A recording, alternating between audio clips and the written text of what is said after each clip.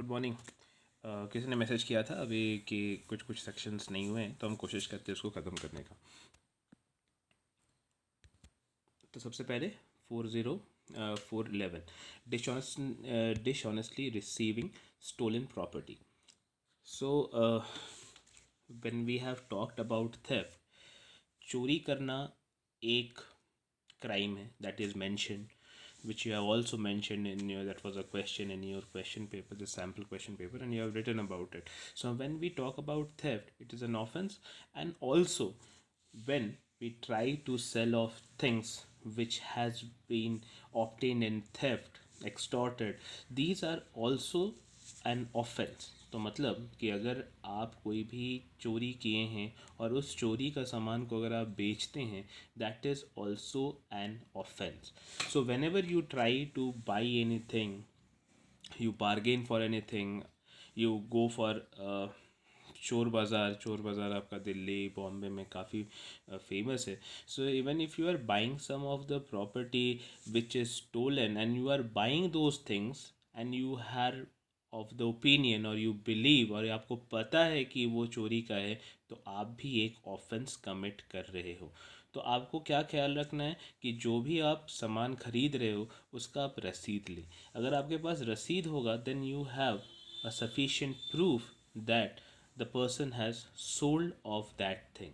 ठीक है. तो यहाँ पे लिखा होता है whoever dishonestly receives or retains any stolen property knowing or have reason to believe the same to be stolen property shall be punished with imprisonment of either description for a term which may extend to 3 years or with fine or both.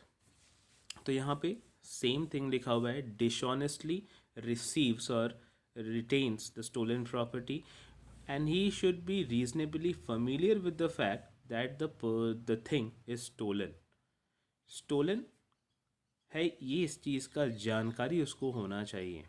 अगर जानकारी नहीं है तो क्या होगा. तो यहाँ पे भी ऐसा नहीं है कि जानकारी नहीं है तो हम बच जाएंगे. I should take a reasonable precaution that the thing is not a stolen property.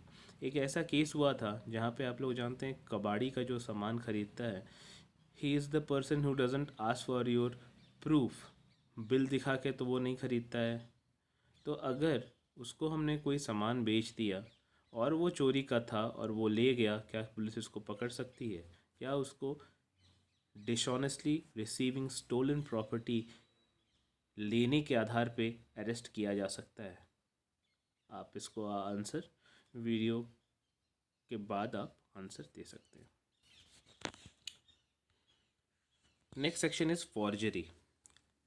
Whoever makes a false document or a false electronic record or part of a document or electronic record with the intent to damage or injure to the public or any person, or to support any claim or title, or to cause any person to part with the property or enter into an express or implied contract or intent to commit fraud, or that fraud may be committed, commits forgery.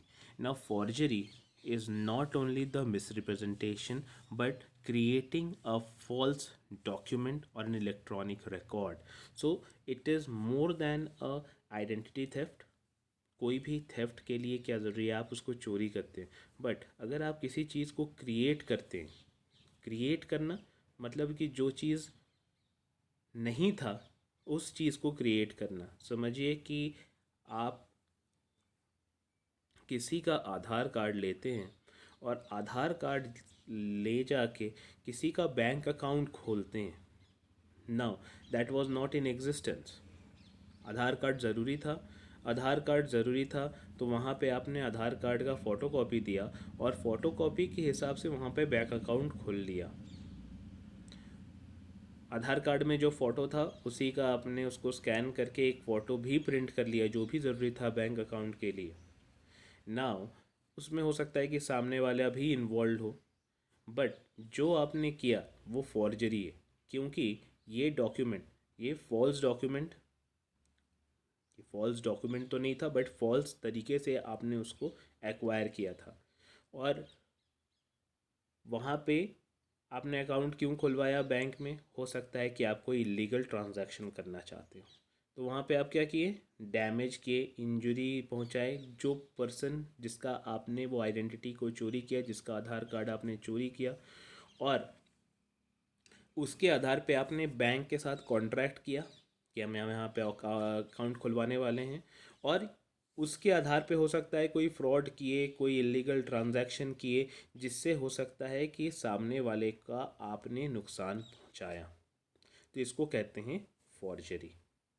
ठीक है, तो forgery is a offence जिसके लिए 7 साल का punishment निर्धारित किया गया है। 7 years is the maximum punishment.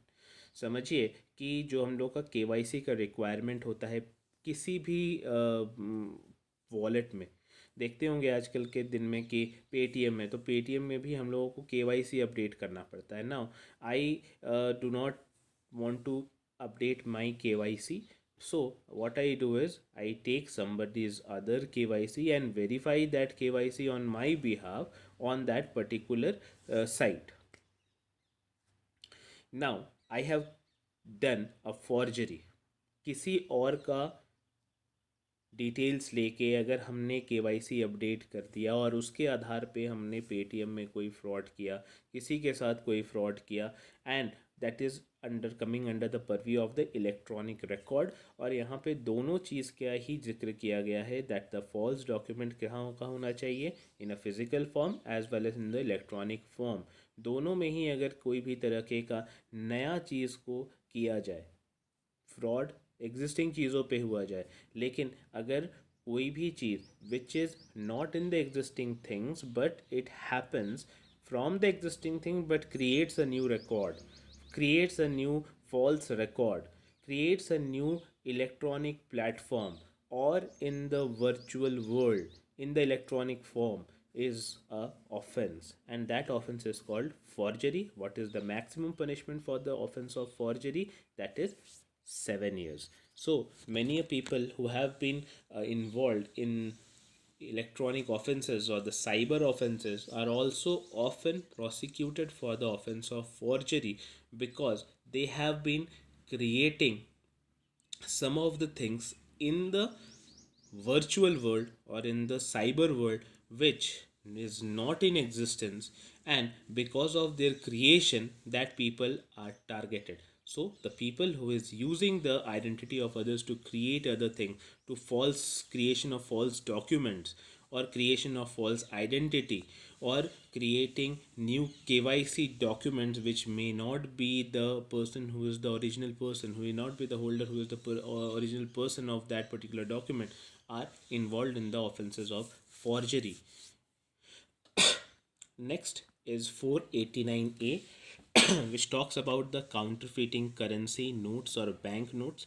Whoever is involved in the publishing or the counterfeiting notes or currency note or bank note shall be imprisonment for punished with imprisonment for life, or either imprisonment for the description which may extend to 10 years, or shall liable to be fine.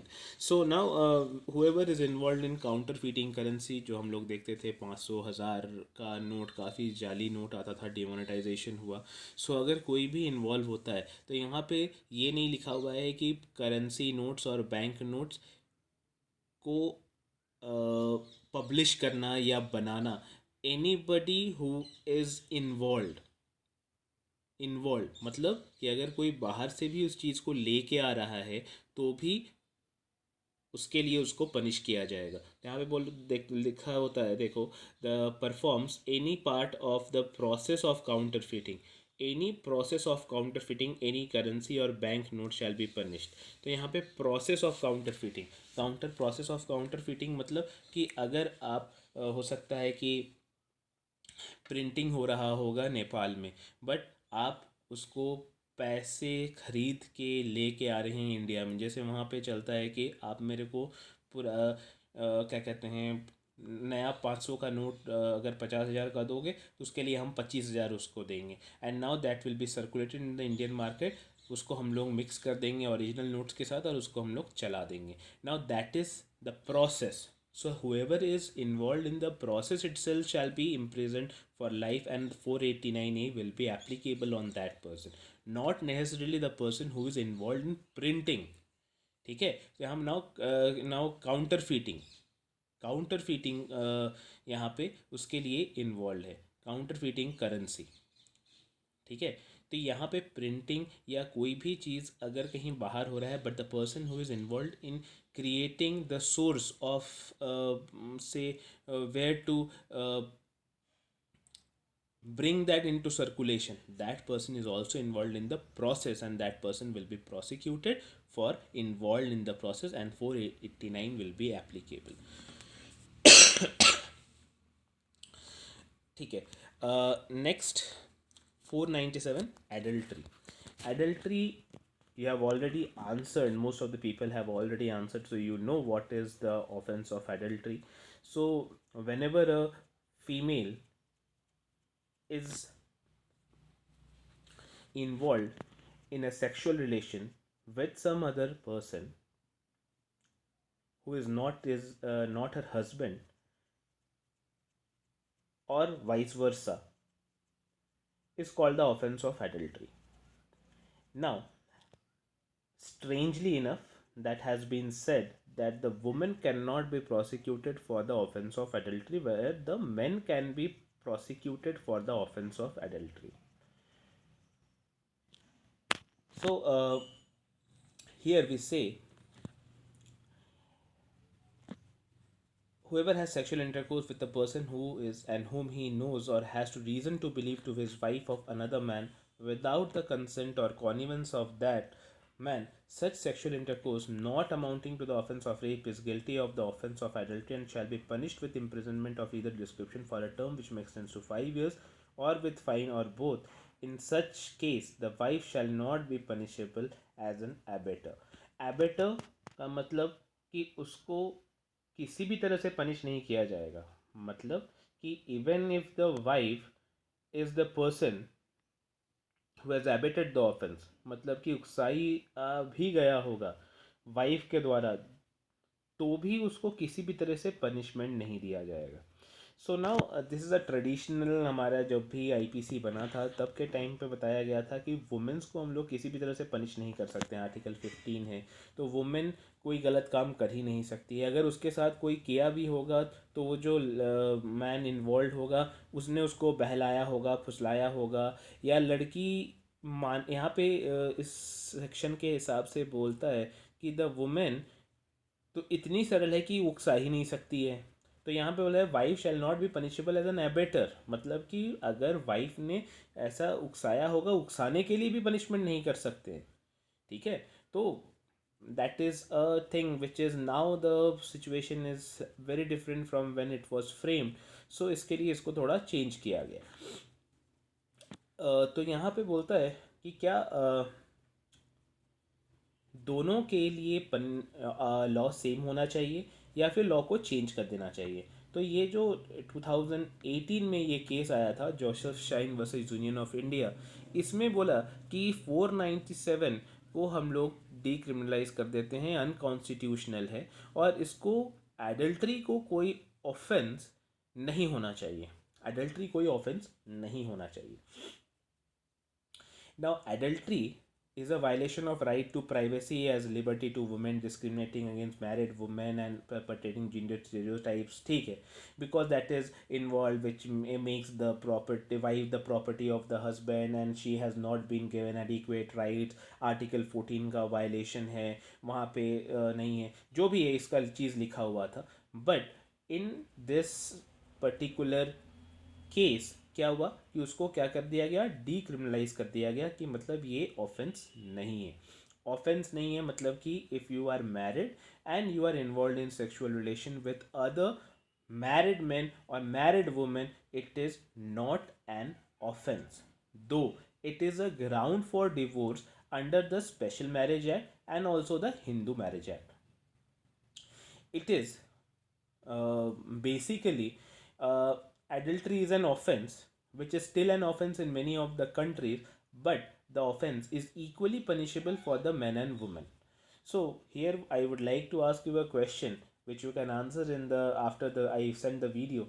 Do you think it was wise on the part of the judges of the Supreme Court to decriminalize section 497, or they could have equally made men and women responsible for the offense of adultery. That would also have the same impact, that men and women are equal now. So, if they wanted to bring it under Article 14 to treat men and women equal, they could have made the offense equal to be applied to irrespective of the gender. But what they have done is they have altogether withdrawn it from the category of an offense. Though it is an offense in many other countries, but do you think the judges are justified in taking out that particular thing as a crime? So do think about it, and also try to inculcate these things in the answers, so that a person who is checking your answers, or the answer becomes more of the thing that you have researched for your answer. And also comment here what do you think about it. So this was the case. Now, ground of, when we talk about ground of divorce, adultery is a ground of divorce, but it is no more an offense under section 497 of the IPC. Section 499, which talks about defamation.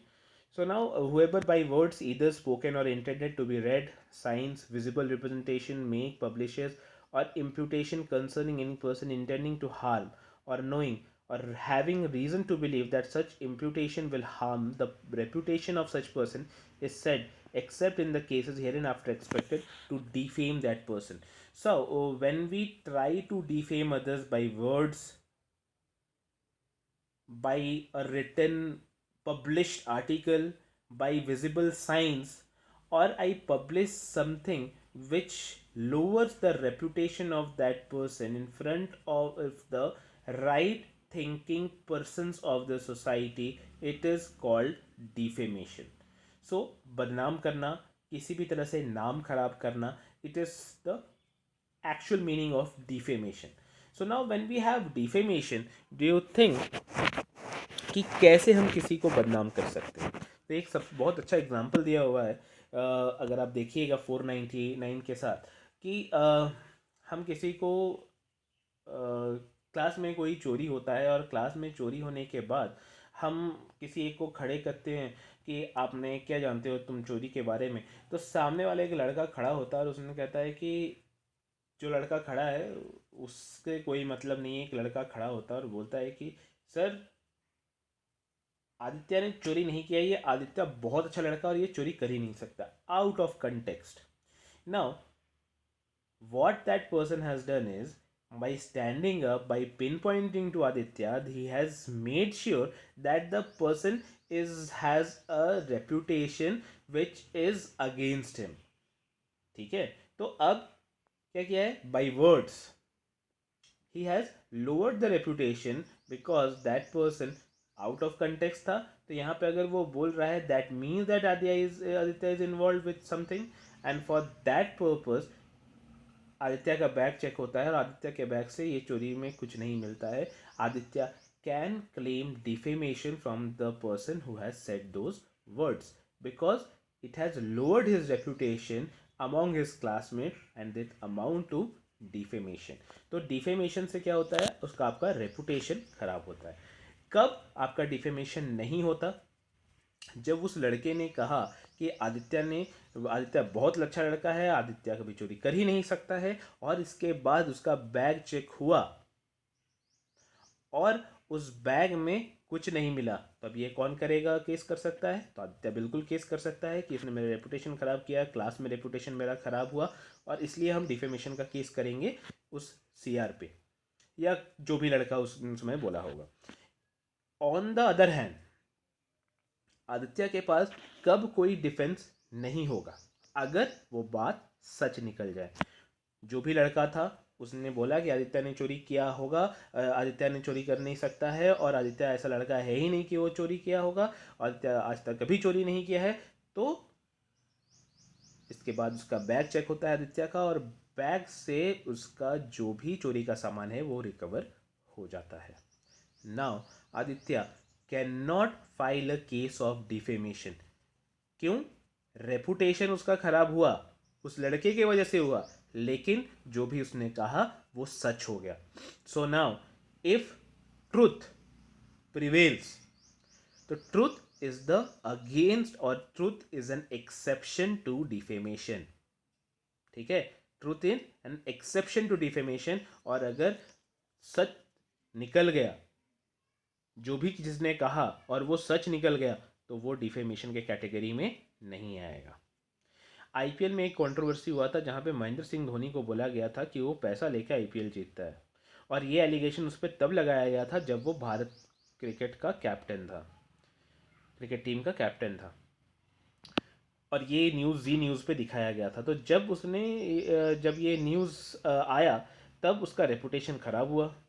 जो भी उसके साथ companies काम करना चाहती थी या company जो है इसको एंडोर्समेंट देना चाहती थी, उसने मना कर दिया क्योंकि आपका रेपुटेशन अच्छा नहीं है। तो उसने रेपुटेशन अपना डिफेमेशन का केस किया जी पे, जो कि 100 करोड़ का उसने डिफेमेशन मांगा।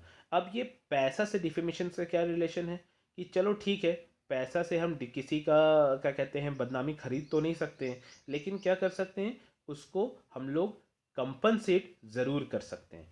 कंपनसेट का मतलब, अगर समझो कि कोई डील आने वाला था एमआरएफ का महेंद्र सिंह धोनी के पास, जो कि था 50 करोड़ का। अब वो उसने मना कर दिया 50 करोड़ का, क्योंकि आपका रेपुटेशन ख़राब नहीं है, क्योंकि जी न्यूज़ ने दिखाया था कि आपने ऐसा किया है। तो वो 100 करोड़ का केस किया जी न्यूज़ पे। तो कैसे हम डिफाइन करेंगे कंपनसेशन को, कैसे तय करेंगे? तो वही हम लोगों का कंपनसेशन का कैटेगरी यही होगा कि आपका वैल्यू के हिसाब से आपका कंपनसेशन दिया जाएगा। आपका रेपुटेशन का वैल्यू जो होगा वही आपका कंपनसेशन होगा। तो महेंद्र सिंह धोनी का रेपुटेशन इतना था कि वो 100 करोड़ का डिमांड कर सकता था, तो यहाँ पे उसने 100 करोड़ का डिमांड किया। It is also includes that the anticipated जो लॉस भी हुआ उसको, अगर समझो कि एमआरएफ का डील हो जाता, ऐसा रेपुटेशन ख़राब नहीं होता तो एमआरएफ का डील हो जाता, तो उसके लिए उसको पैसा मिलता। वो एंटिसिपेटेड रेपुटेशन का जो लॉस हुआ वो भी हम रिकवर कर सकते हैं, जो कि जी न्यूज़ पे दिखाया गया। अब बाद में पता चला कि जी न्यूज़ में जो दिखाया गया था वो सही नहीं था, क्योंकि उसको क्लीन चिट मिल गया। क्लीन चिट मिल गया तो मतलब जी न्यूज़ ने उसका रेपुटेशन ख़राब किया था। अब जी न्यूज़ को क्या करना था कि उसको डिफेमेशन के लिए पैसा देना पड़ेगा महेंद्र सिंह धोनी को। That is the reputation, that is the defamation. वहीं अगर वो उसको क्लीन चिट नहीं मिला होता, महेंद्र सिंह को क्लीन चिट नहीं मिला होता, और वो उसको ऐसा लगता, उसको यहाँ पे ऐसा माना जाता कि उसने मैच फिक्सिंग किया है, तो क्या कोई पैसा जी न्यूज़ को देना पड़ता? नहीं देना पड़ता, क्योंकि that would have been the truth. और ट्रू जो स्टोरी है उसके लिए कोई डिफेम नहीं करेगा। अगर आपने पैसा खाया और न्यू मीडिया में बोला कि आपने पैसा खाया है, तो कोई डिफेमेशन नहीं है। लेकिन अगर आपको मिला कि डिफेमे आपको क्या कहते हैं, चोरी आपने कोई भी मैच फिक्सिंग नहीं किया और फिर भी ये चीज़ बोला गया विदाउट प्रूफ, तब ये डिफेमेशन होगा। सेम एज द केस जो आप लोग हरजीत सिंह का देखे थे, जो आपकी एक लड़की ने उस पर लगाया था, that is also a case of defamation. और उसका भी जो भी जिस भी न्यूज़ चैनल ने उस चीज़ को दिखाया और सो कॉल्ड उसको मोलेस्टर बताया, that person who has not been charged with the offense of molest will be can grant a relief from the uh, news channels as a defamation. Next is criminal intimidation. Now, whoever threatens another person with injuries to his person, reputation, or to the person or reputation, or one who is interested with the intent to cause alarm to that person or cause that person to do any act which he is not legally bound to do or omit, that person is legally entitled to do as the means of avoiding execution of such threat commits criminal intimidation.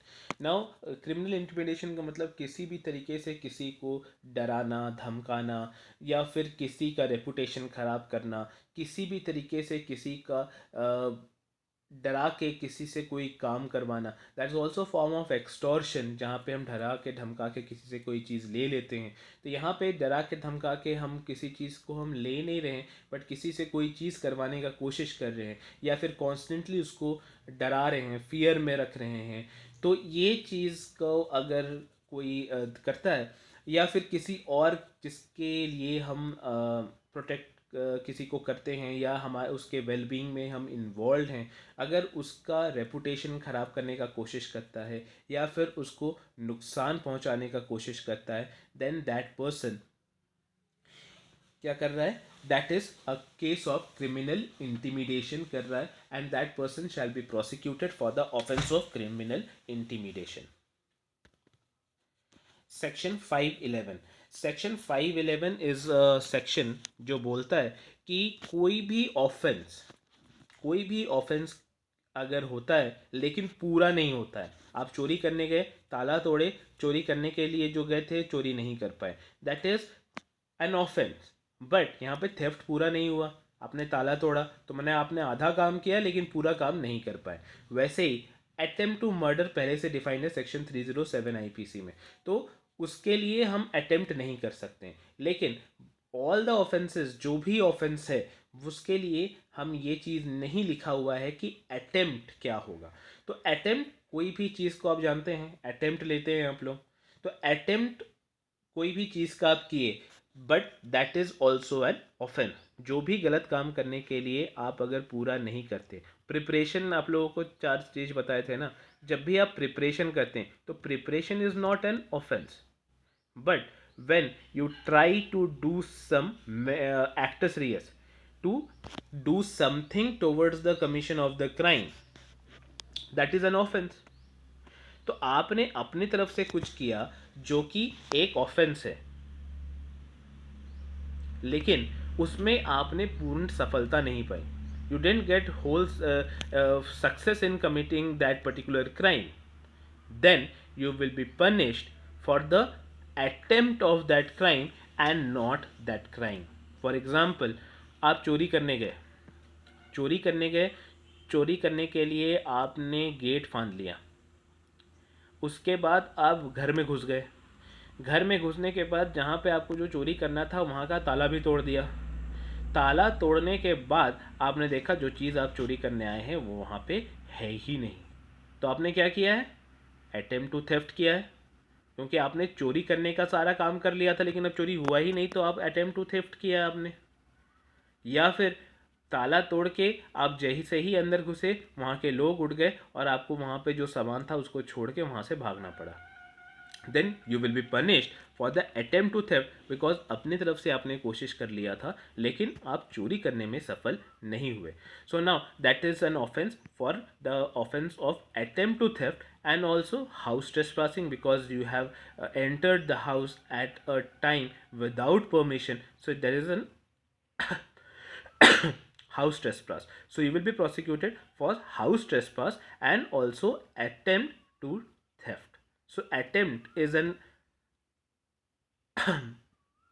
type where you have not committed the offense, but you have tried your level best to commit your offense, but you have not been successful in committing that particular offense। So what will be the punishment? The punishment is the half of the whole punishment which is prescribed for the offense। So say the offense for theft is punishable for 3 years, so attempt to theft will be punishable for a period of 1.5 years, and also if there is a fine, the person will be liable to pay the half of the fine, what is the total amount। So hopefully this section 511 you have also answered, so I am pretty sure that you all are comfortable with, so study well. I will be sending you the question bank, try to solve the question bank, and I will also send you some of the sample question paper again, so we can do 1 or 2 sample question paper more. Thank you.